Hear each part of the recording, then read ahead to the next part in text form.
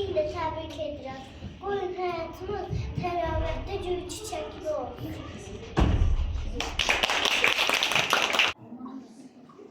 Gülay, bakın. İndi isə icazə verin şənliyimizi səmənli rəqsi ilə başlayaq.